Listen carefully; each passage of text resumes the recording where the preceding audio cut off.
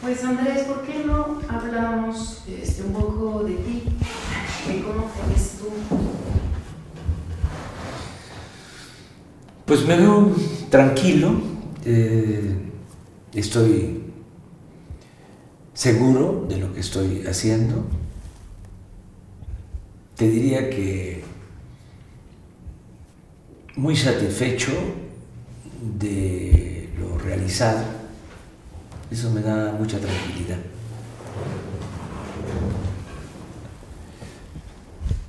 Si se trata de ambicionar, lo que me importa más es la historia.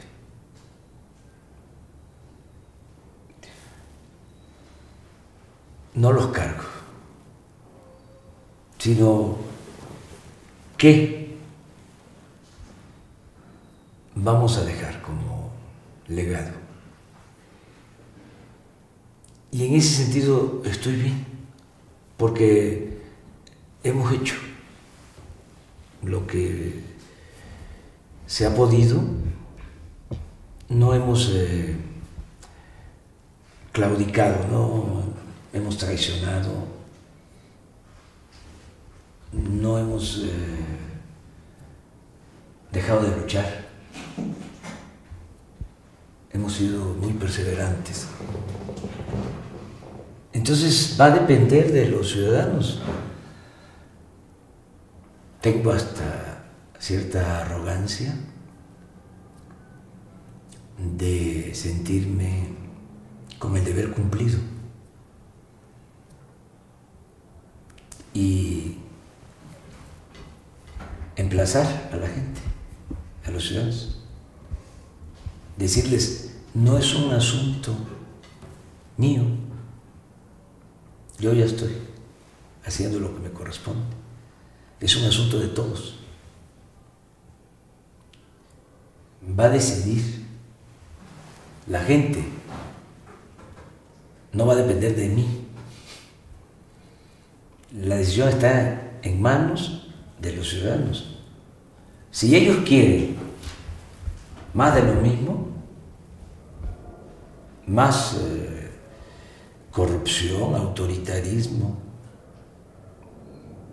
injusticias,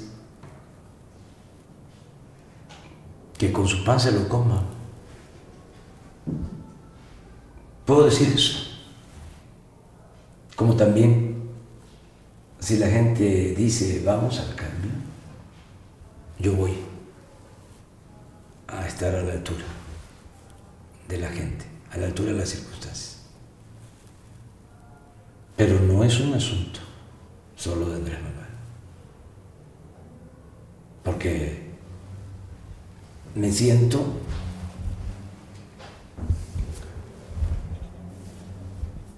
satisfecho,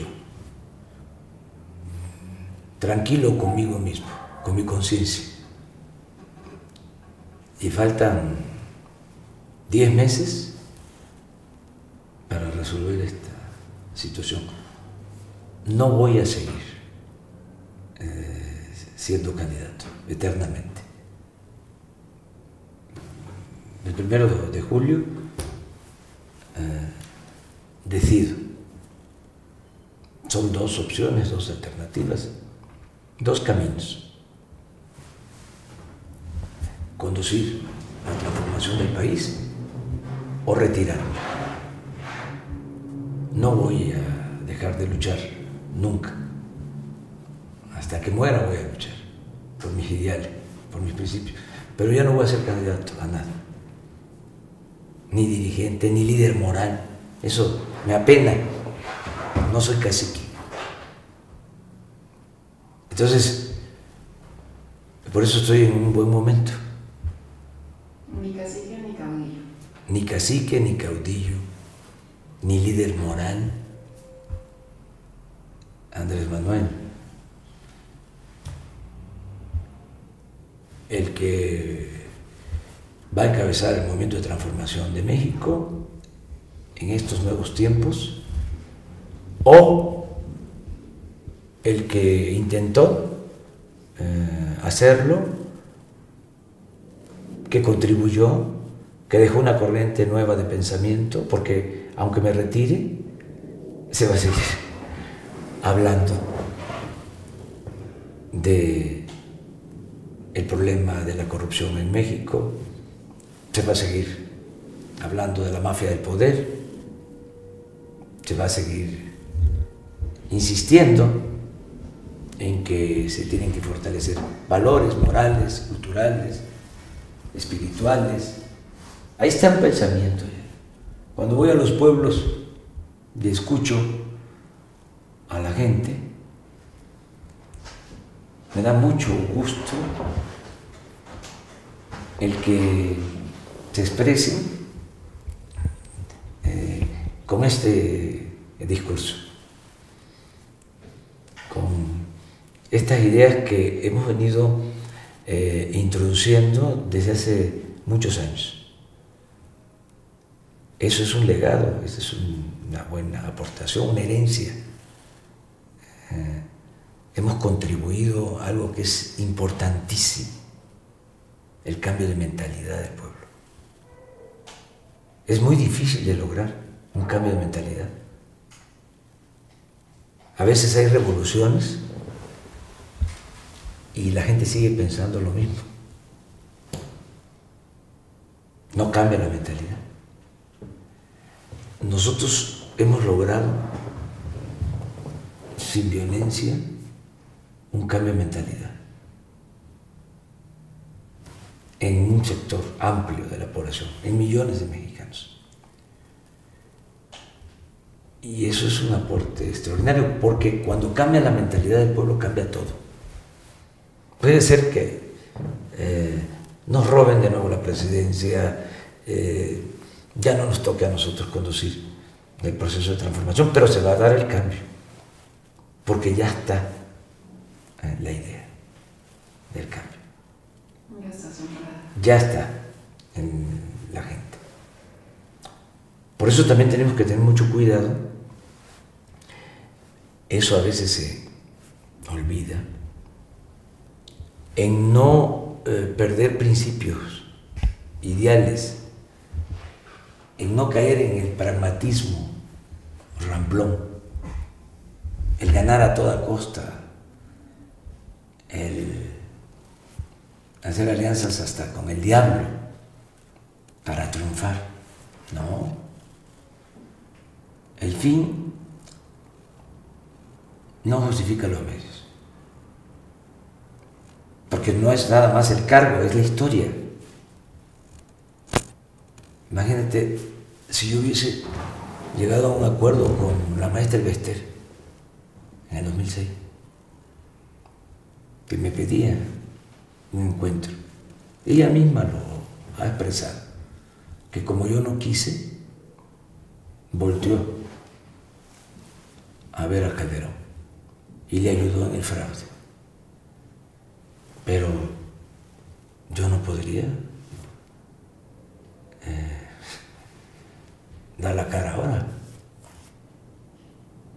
Entonces, la política, como la entiendo y la he practicado, es un equilibrio entre principios y eficacia. Y ese equilibrio, porque no todo puede ser principios. Si se tratara de eso, pues no sería política, sería una religión. Tendríamos que estar en un monasterio.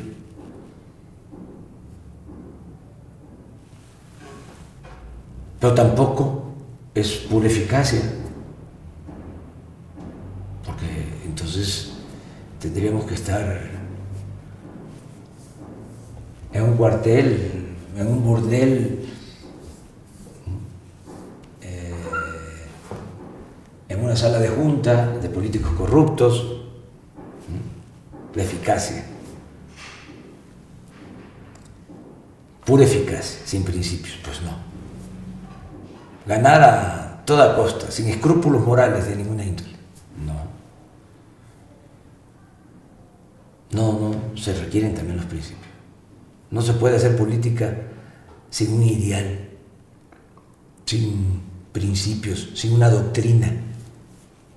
Entonces, se requieren las dos cosas. Sin un código ético, ¿no? Sí. La política es un imperativo ético. Entonces, pero hay que buscar los equilibrios, ¿no? No puro principio, porque pues entonces no se avanza en el propósito de transformar. Este es el caso de la propuesta de los zapatistas, muy admirable en cuanto a idealismo, ¿no? Vamos a construir desde abajo el nuevo país, con la gente. Pues sí, pero para empezar hay que ir a construir desde abajo el nuevo país, hay que trabajar en las comunidades, no es discurso, ¿sí? No es un enunciado teórico, ¿sí? Pues hay que ir a trabajar, y muchos que manejan ese discurso no trabajan con la gente. Entonces, no es suficiente el discurso. Un texto bien escrito, bello, es admirable, pero hay que convertirlo en realidad. Entonces, se tienen que buscar las dos cosas, los equilibrios. Se tiene también que pensar en transformar la realidad, no solo administrar el dolor, el sufrimiento de la gente. Yo tengo mis diferencias con algunos intelectuales que se dedican solo al análisis histórico y no contribuyen para lograr un cambio. O la iglesia progresista, que hacen análisis de la realidad, pero no apuestan a transformar la realidad. Entonces, la política es también pensamiento y acción. Es una manera de pensar, pero también es actuar. Yo no voy a dejar de cuestionar fraternamente al flanco izquierdo, a las organizaciones no gubernamentales, a la iglesia progresista, a la llamada sociedad civil, por el error que han cometido de llamar a no votar. Desde el 2006. Ahora ya están modificando esa postura. Pero le han hecho el juego al régimen.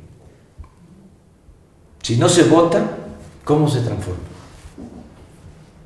Pues sí, hay otra manera de transformar, a la que yo hacía referencia, a la construcción de un mundo nuevo, un mundo mejor, trabajando de abajo hacia arriba, pero si se queda en el discurso, no se transforma nada. Y la otra manera de transformar, pues es la vía armada,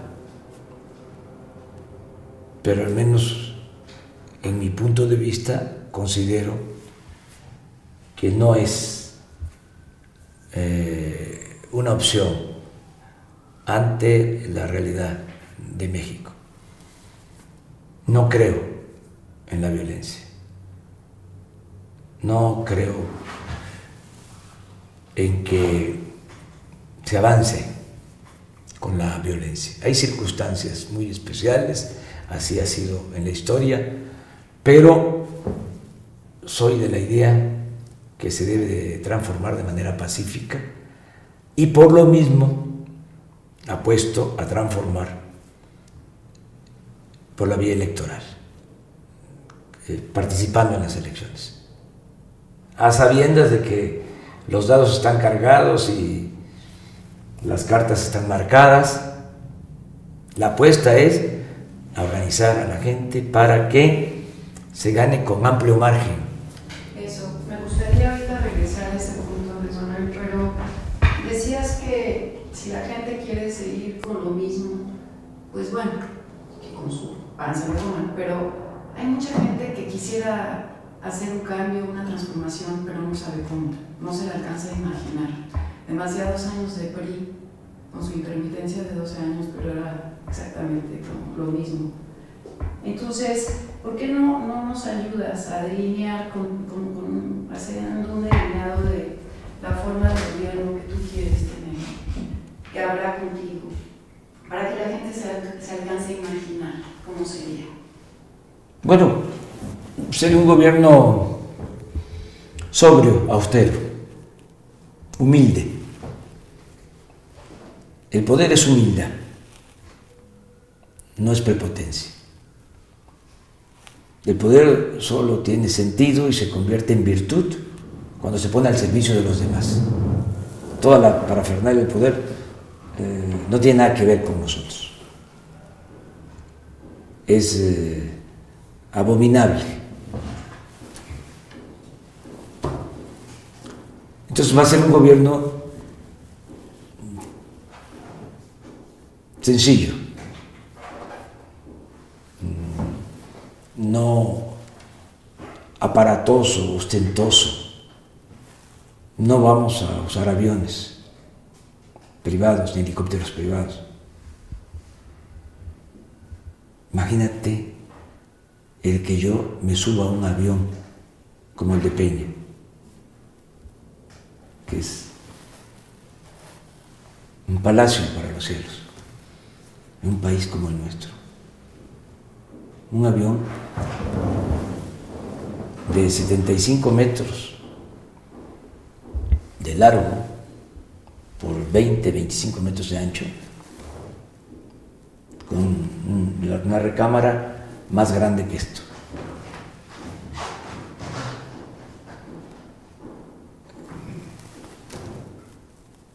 Se me caería la cara de vergüenza. Eso va en contra de mis ideales, de mis principios. Pero no es nuevo, siempre he sido así. Fui jefe de gobierno en la ciudad y nunca usé un carro de lujo. Imagínate, te paras en un alto, vas en un carro de lujo y junto a ti un micro.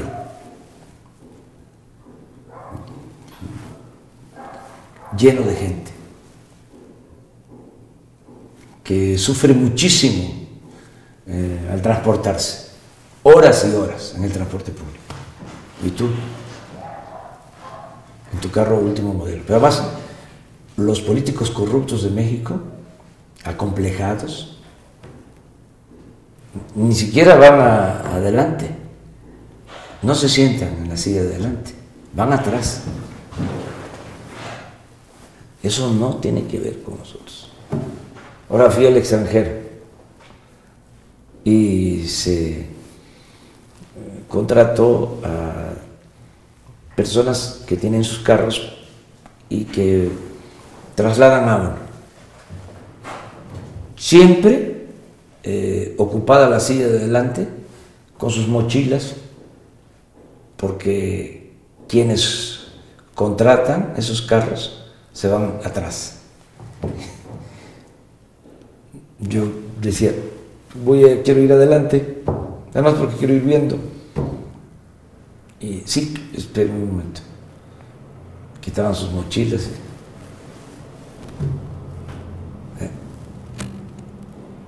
No fantocherías. No vamos a vivir en Los Pinos. Estoy pensando vivir en el Palacio Nacional, en un departamento pequeño, o rentar una casa cerca del palacio. Si ganamos, voy a seguir viviendo en Tlalpan, porque ahí está la Escuela de Jesús. Y quiero que Jesús termine en esa escuela el 6º año. Entonces, ya siendo presidente, voy a seguir viviendo allá. Pero terminado el 6º año, nos tenemos que mover porque ya va a estudiar la secundaria. Entonces, quiero que estudie, aunque eso lo tenemos que decidir conjuntamente con Beatriz, pero todo indica que así va a ser en una escuela que se llama Logos, que allí estudiaron sus hermanos. Entonces, esa escuela está más al centro, está en la del Valle. Entonces tenemos que buscar una casa por ahí, que no me quede tan lejos del palacio. O sea, un gobierno austero, sobrio. No vamos a permitir la corrupción.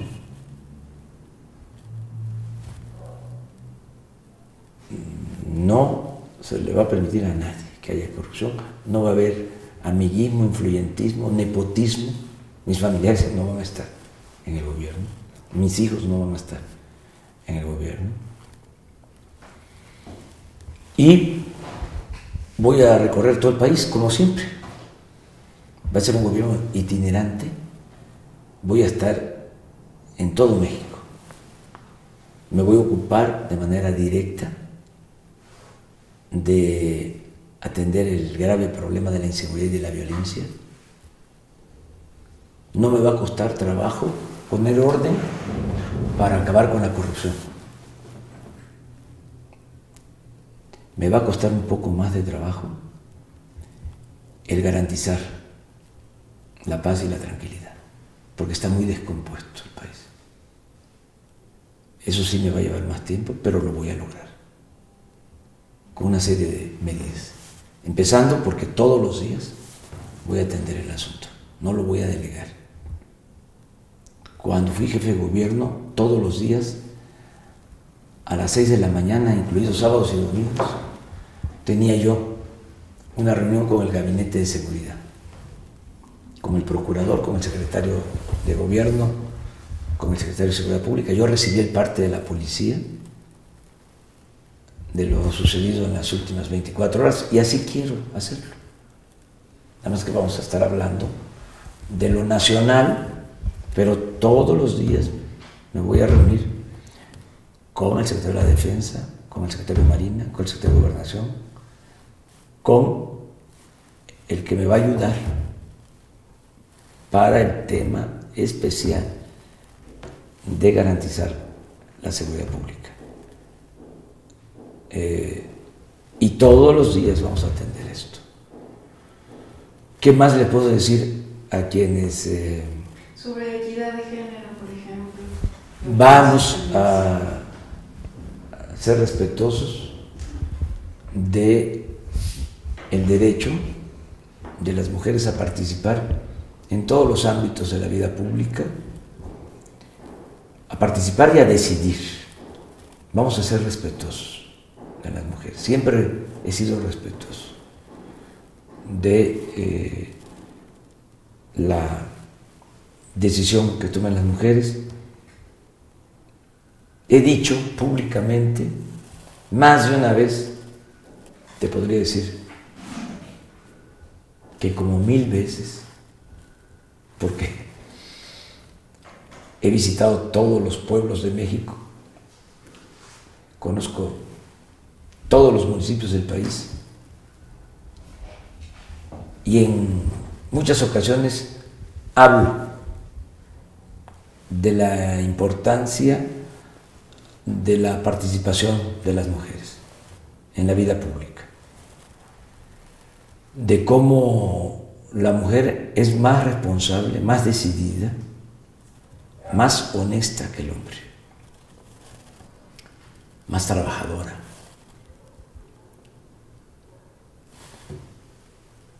Y les digo en los actos, Y al que no le guste, que se vaya a volar en el avión de Peña Nieto. Cuando fui jefe de gobierno, de 14 miembros del gabinete, 8 eran mujeres. Y es un gobierno recordado con afecto en la Ciudad de México. Tan es así que Morena ha ganado las últimas elecciones en la Ciudad de México. Desde hace tiempo ganamos en la Ciudad de México y en buena medida tuvo que ver con el gobierno que hicimos en la Ciudad de México, un gobierno integrado mayoritariamente por mujeres. A veces se me cuestiona y se me ve como conservador, porque no quiero manifestarme en cuanto a temas como el aborto. Matrimonios igualitarios. Sí, los matrimonios entre personas del mismo sexo. No me manifiesto porque soy representante de un movimiento amplio, plural, en donde hay posturas distintas y tengo que ser respetuoso de quienes participan en Morena, porque no se debe de pensar que en Morena existe un pensamiento único. Morena tiene 2 millones de militantes y tiene más de 20 millones de ciudadanos que simpatizan con Morena. O sea, 2 millones de militantes y más de 20 millones de simpatizantes. Entonces, no existe una sola corriente de pensamiento. En Morena hay católicos, hay evangélicos de todas las denominaciones y desde luego libres pensadores, pero existe una participación, te diría, equilibrada.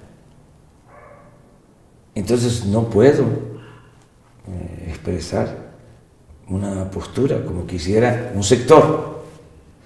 Pero a ver, la interrupción ilegal del embarazo o matrimonios igualitarios también son un derecho, ¿no? Es un derecho. Sí, pero lo tienen que decidir los ciudadanos y las mujeres.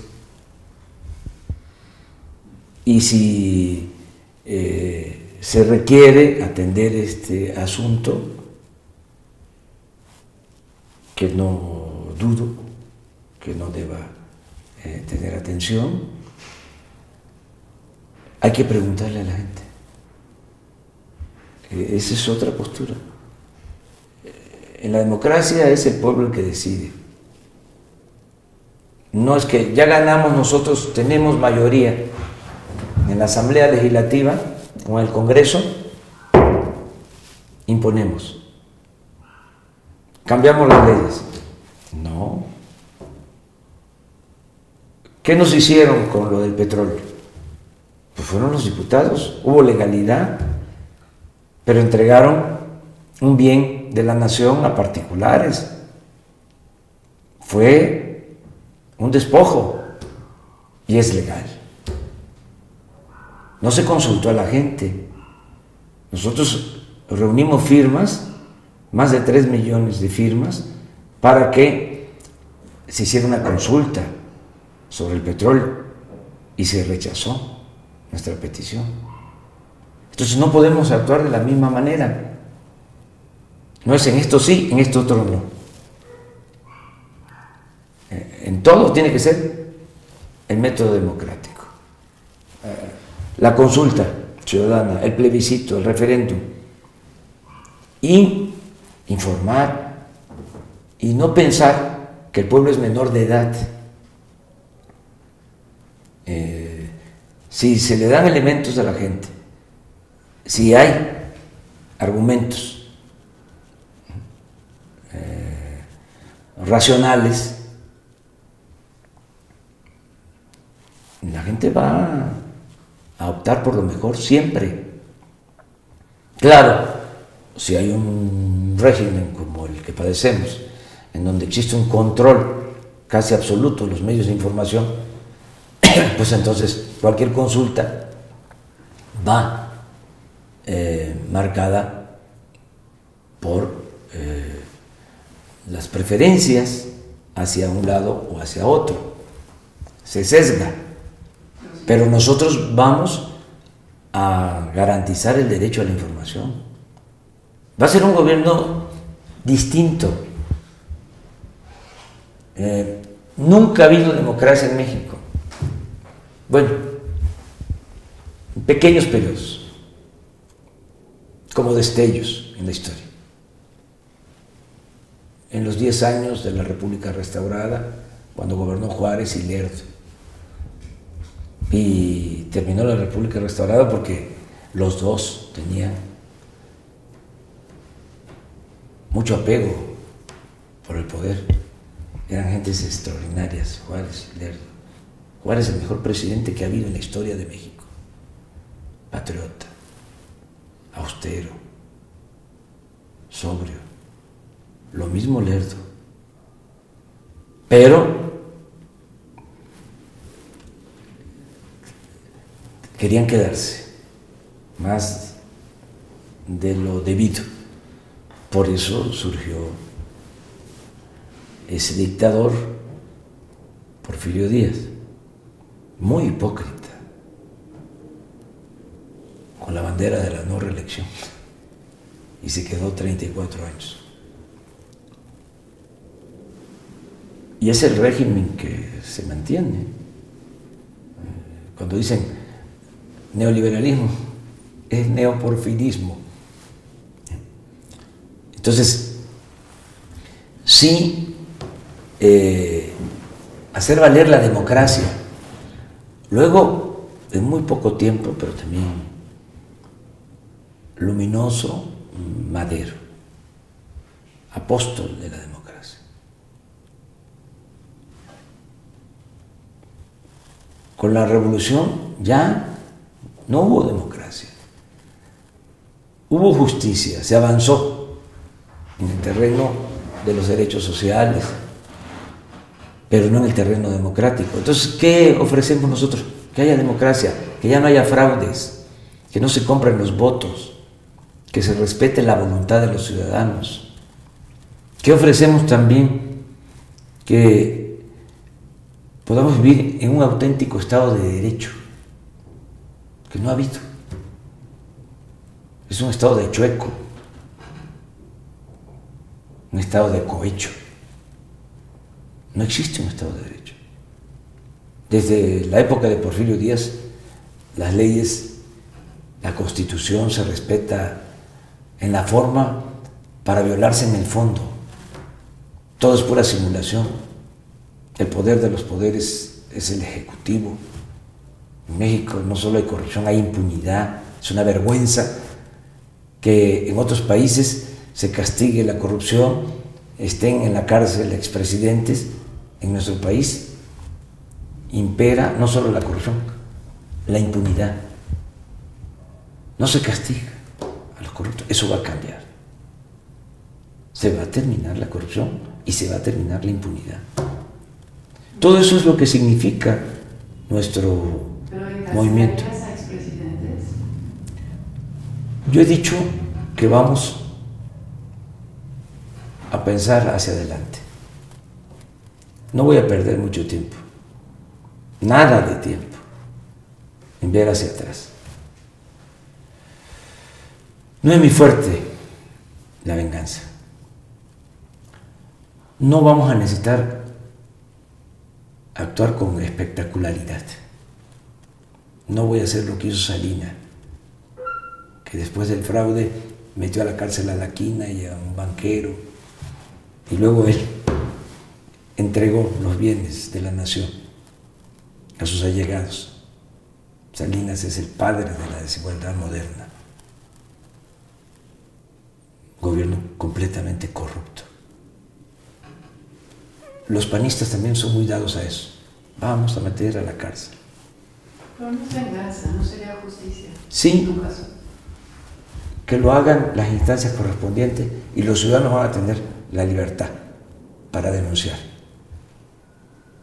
Y a nadie se les va a impedir que denuncien y va a haber justicia. Pero no va a ser la política del presidente, surgido del movimiento democrático. Vamos a que haya una etapa nueva, distinta. Vamos a ver hacia adelante. Fíjate que creo yo mucho, se me critica, pero como soy un poco terco,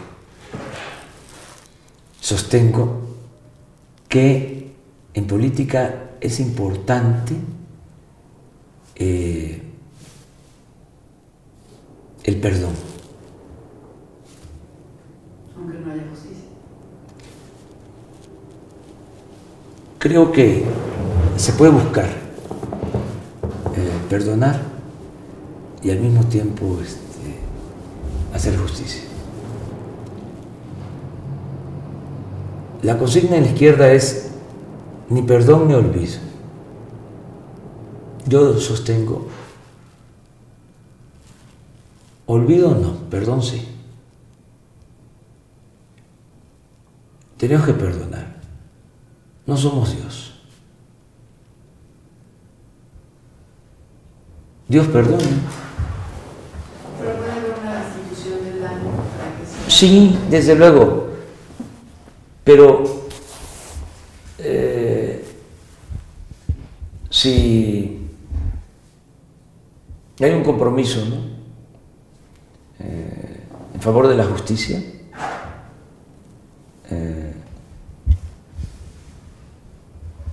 que se cumpla, que sea auténtico, hasta las víctimas aceptan el perdón. A mí me ha tocado ver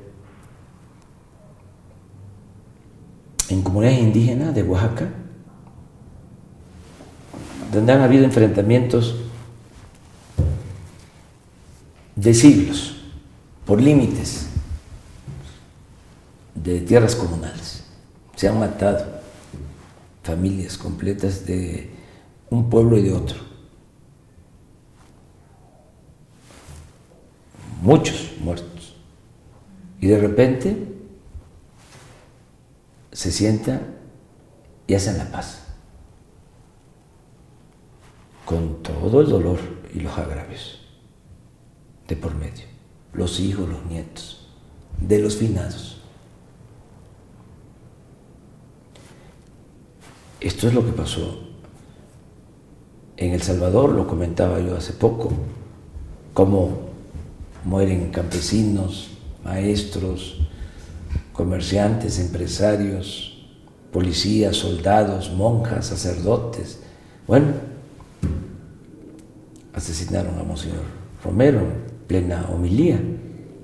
Y luego, después de todo ese sufrimiento, de toda esa irracionalidad, esa barbarie, deciden hacer la paz. Lo acaban de hacer en Colombia. Hay quienes dicen no. En Colombia incluso hicieron un plebiscito y ganó el no firmar la paz. Porque hay posturas no solo de izquierda, también de la derecha, que no aceptan la reconciliación. O sea, de mucho odio. Eso no. No. Tenemos que pacificar al país. ¿Cómo vamos a estar inmunes cuando hay casi 70 homicidios, 68 homicidios diarios? Si no es un número, son seres humanos. Entonces hay que hacer algo, hay que buscar la paz, detener la violencia, sí, y hablar con las víctimas, ¿sí? Y no hacer nada sin el consentimiento de las víctimas. Pero los mexicanos somos muy humanos, muy sensibles, muy fraternos, muy solidarios. Depende de cómo se presentan las cosas. Sin justicia no hay paz. Sí, la paz es fruto de la justicia. Pero va a haber justicia, mucha justicia. Y por eso va a haber paz. No vamos a continuar con la misma estrategia del uso de la fuerza. No se va a reprimir a nadie. No vamos a dar la orden de que se masacre al pueblo. Vamos a hacer las cosas diferentes. Tenemos, lo acabo de decir en Estados Unidos, que llegar a un acuerdo con los estadounidenses, también en ese sentido, porque ellos son muy dados a usar la fuerza y todo es con violencia. Quieren enfrentar la violencia con la violencia. Y muros, ¿no? Soldados forrados de armaduras y las armas más modernas, ¿no? Tenemos que hacerlos entrar en razón, que no es por ahí, y que debe de haber cooperación para el desarrollo, tiene que haber empleo, tiene que rescatarse el campo, tiene que atenderse a los jóvenes, tiene que haber bienestar, y deben ellos de entender que no solo está el problema en la producción de la droga, sino en el consumo. Se consume mucha droga en Estados Unidos. Mucho más, pero mucho más que en México. Entonces, si hay demanda, hay oferta, y nosotros tenemos la frontera de por medio. Es droga que va a llegar de México, o que se produce en México y que va a cruzar la frontera, o droga de otros países que va a atravesar México y que va a cruzar la frontera. Entonces, ¿por qué no pensar mejor en reducir el consumo? Si se tienen los medios de información, ¿cómo se ha podido abatir mucho el consumo del tabaco? Porque hay campañas. ¿Por qué no hay campañas para disminuir el consumo de la droga? ¿Por qué no hay opciones para los jóvenes? ¿Sí? Entonces, son cosas que conjuntamente se tienen que resolver y enfrentar. Eso lo tenemos que ver bien. Yo pienso que somos libres y que vamos a poder hacer lo que le convenga al pueblo y a la nación, no lo que le convenga a grupos de intereses creados. Esa es una gran ventaja que nosotros representamos. No es saber si le va a convenir a determinado grupo o a determinada nación o a determinado gobierno. Es lo que le convenga al pueblo y lo que le convenga a la nación, aunque no les guste a otros. Eso no lo pueden ofrecer nuestros adversarios, porque forman parte de una red de componendas y de complicidades. Nosotros somos libres. Eso es una cosa que nos distingue. Pero bueno, al final van a ser los ciudadanos los que van a decidir. Quisiera preguntarte sobre la droga, porque hay una realidad más allá de la voluntad de los Estados Unidos. El hecho es que son 350.000 millones de dólares al año que oxigenan la economía estadounidense, por un lado. Y por el otro lado, la droga en Estados Unidos significa paz. Hay 3 millones de pandilleros armados hasta los dientes que viven de y por la droga. ¿Cómo conciliar? Tú decías, la política son principios y es acción. ¿Cómo conciliar con un gobierno que tiene esta postura de combatir la droga por la fuerza y fomentar, tolerar el consumo? Nosotros vamos a tener liderazgo, no solo en México y en América Latina. Vamos a tener liderazgo en el mundo. Y vamos a influir bastante en política. Y estas cosas se van a debatir, se van a presentar en foros internacionales. Estos temas. No va México a seguir ofreciendo la sangre de sus pobladores en el asunto de la droga. No queremos violencia en México, no queremos sufrimiento en México, no queremos muertes en México.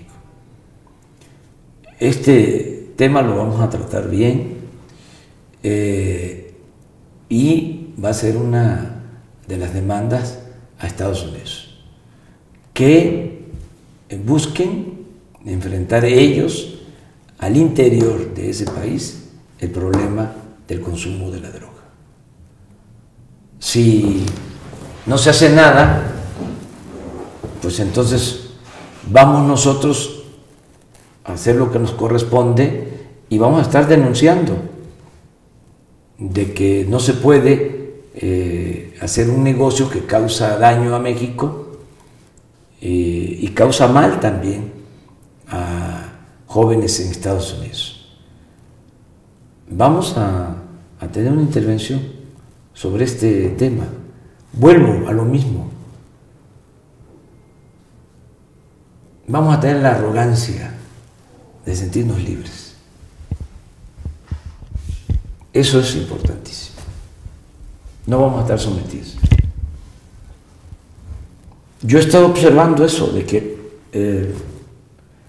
porque le he estado dando vuelta y vuelta y vuelta, ando cavilando qué hacer. Ya tengo el plan y últimamente he estado más atento a lo que sucede en Estados Unidos sobre la droga, porque no podemos desligarnos de esa realidad. Entonces he estado viendo cómo se hacen de la vista gorda autoridades y sectores económicos. No se enfrenta el problema y se les hace fácil culpar a México y venir aquí a querer resolver las cosas con el uso de la fuerza. Entonces vamos a buscar que no sea de esa manera la relación con Estados Unidos, que ellos también se ocupen de lo que corresponde. Me han preguntado qué opino sobre la legalización de la droga. Lo vamos a analizar en su momento. Y también en ese marco de libertad vamos a decidir lo que convenga. Pero tenemos que ser muy serios, porque no es tanto el consumo aquí. El consumo mayor, o sea, la droga que se produce en México se consume mayoritariamente en Estados Unidos. Entonces tenemos que ver el asunto de manera más integral. Además, no se trata de, a ver, ya no va a haber negocio ilícito de la droga, ilegal de la droga, y entonces quienes están en la delincuencia, ¿a qué se van a dedicar ahora? ¿Van a cambiar de giro? ¿Y qué tal que sean giros más peligrosos, más dañinos para la población? Entonces todo eso hay que analizarlo muy bien, con mucha objetividad y atender el problema. Fíjate que sobre ese asunto nada me gustaría insistir en cuál sería, hemos conocido con el PRI paz negociada y narcopolíticos que más bien se han asociado con los grupos del crimen organizado. Calderón le dio la posición tuya con respecto al narcotráfico. Atender las causas, que los jóvenes no tengan necesidad de tomar el camino de la delincuencia. Lo resumo en una frase: becarios sí, sicarios no. Atender las causas y fijar con mucha claridad las fronteras entre autoridad y delincuencia. Que la delincuencia no eclipse al gobierno. Por eso tiene que haber mucha autoridad moral en el gobierno. Que no sean parte de lo mismo. Que no se vendan las plazas, que no se reciba dinero para campañas del narcotráfico, para luego poner a disposición de la delincuencia a los policías y a toda la llamada seguridad pública, ¿no? Entonces, sí, es atender las causas, no querer resolver todo con el uso de la fuerza, con medidas coercitivas. La paz y la tranquilidad son frutos de la justicia. No querer enfrentar el mal con el mal, hacer una convocatoria a todo el pueblo para conseguir la paz y al mismo tiempo evitar la corrupción, ¿sí?, en corporaciones policíacas y todo lo que tiene que ver con el combate a la delincuencia. Pero sí vamos a dar resultados. Además, urge atender esto. Cada vez está peor. De lo que no tengo duda es que no ha funcionado la estrategia que han venido imponiendo desde hace más de 10 años, desde que Calderón le pegó un garrotazo a lo tonto, al avispero, ¿no? No se resolvió nada, porque ni siquiera son capaces de aceptar que la descomposición que se ha generado tiene que ver con la política económica que han venido imponiendo, que solo beneficia a una minoría y que ha empobrecido al pueblo y que ha desatendido a los jóvenes. No son capaces ni siquiera de hacer una referencia a que el problema de la inseguridad y de la violencia en México se desató por la corrupción y por el predominio de una política económica excluyente, que empobrece, que margina. Y ahí están los resultados, ¿no? Por eso tenemos que atender las causas, que no lleguemos a estos niveles de irracionalidad que tienen que ver con desintegración de las familias, con migración, con falta de empleo, con abandono a los jóvenes, con un estilo de vida